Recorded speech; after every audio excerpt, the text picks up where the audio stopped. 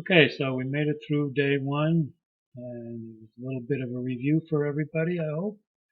And hopefully you're thinking voltages, resistors, etc., circuits. And today, on Tuesday, we're going to explore voltages a little bit more.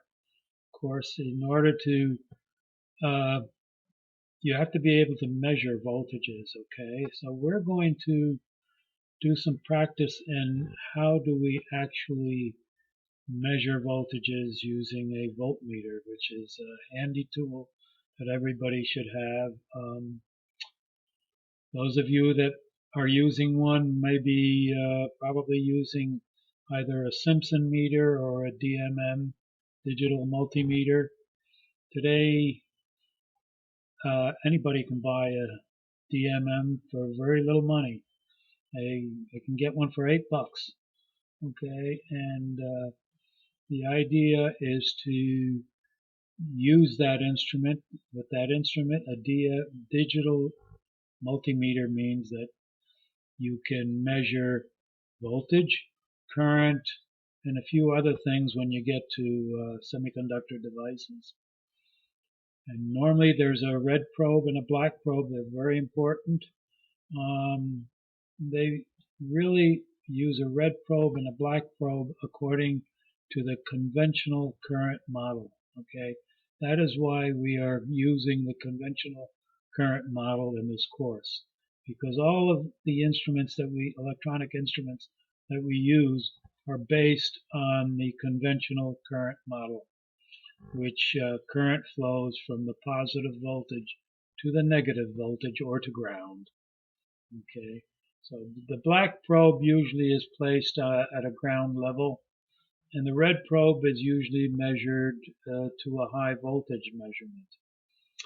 So that is the rule, that's the standard rule for instrumentation in electronics. Okay, so this course will be, this daily work today will concentrate on how do you make an analog meter. Okay, an analog meter is one that has a dial on it. It does not give you digital information. It uses a dial that swings to the proper measurement. Okay, whereas a digital multimeter gives you digital numbers.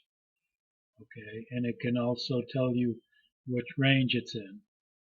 Right. So basically, we are going to look at how do we create resistor networks to be able to measure voltages, to measure currents, and also to measure resistance.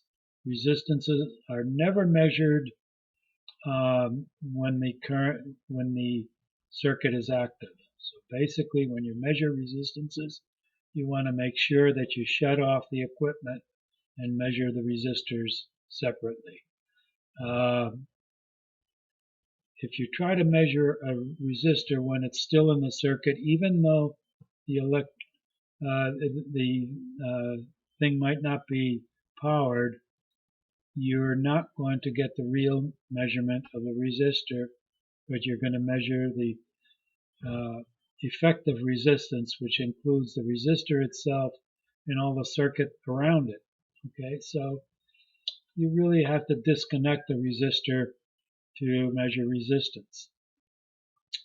Or you can measure a voltage drop, okay, and a current. But to measure a current, again, you can't measure a current without breaking a circuit. Okay, the current has to go through the meter in order to measure it.